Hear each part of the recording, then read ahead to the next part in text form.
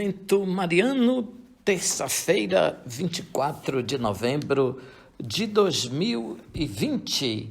Celebramos, então, no calendário da Igreja, a festa dos mártires Santo André e seus companheiros, conhecidos como mártires vietnamitas.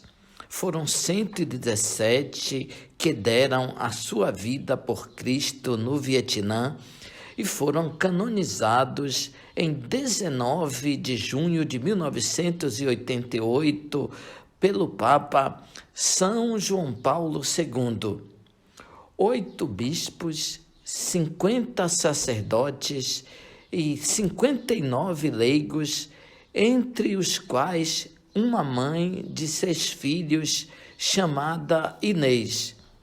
A longa história do cristianismo no Vietnã teve poucos períodos de tranquilidade, mas a maioria do tempo foi de perseguição, porque a fé cristã foi sempre considerada uma religião estrangeira que não respeitava os valores culturais considerados importantes pelo poder no Vietnã.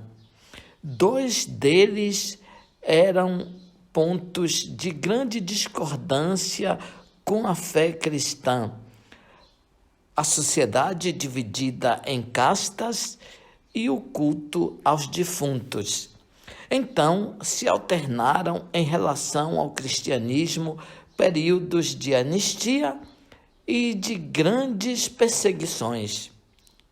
Em pouco mais de um século, mais de 100.000 foram mortos nos 3 séculos de missão no Vietnã, significando milhares de mártires.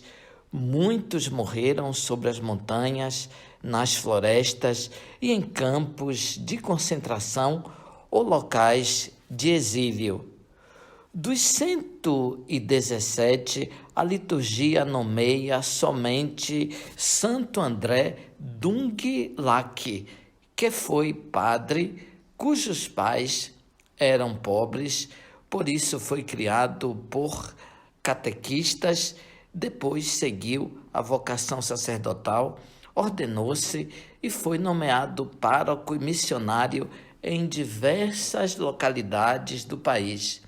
Várias vezes foi preso, mas os fiéis pagaram contra a sua vontade o resgate.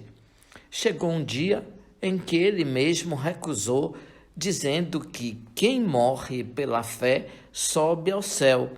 Por isso, é melhor ser preso e martirizado do que fugir do martírio. Aqueles que morreram pela fé cristã sobem ao céu. Ao contrário, nós que nos escondemos continuamente, gastamos dinheiro para fugir dos perseguidores. Seria melhor deixar-nos prender e morrer, dizia então Santo André. Finalmente foi decapitado em 24 de novembro de 1839 em Hanoi, Vietnã. Passada essa fase tenebrosa, veio um período de calma que durou cerca de 70 anos. Os anos de paz permitiram à Igreja que se organizasse em numerosas dioceses que reuniam centenas de milhares de fiéis. Mas os martírios recomeçaram com a chegada do comunismo à região. A partir de 1955, os chineses e os russos aniquilaram todas as instituições religiosas, dispersando os cristãos, prendendo, condenando e matando bispos, padres e fiéis de maneira arrasadora.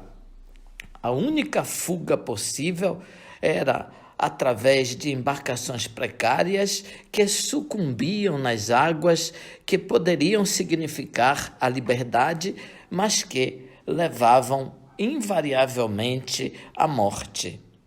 Entretanto, o Evangelho de Jesus Cristo permaneceu no coração do povo vietnamita, pois quanto mais perseguido, maior se tornou seu fervor cristão, sabendo que o resultado seria um elevadíssimo número de mártires.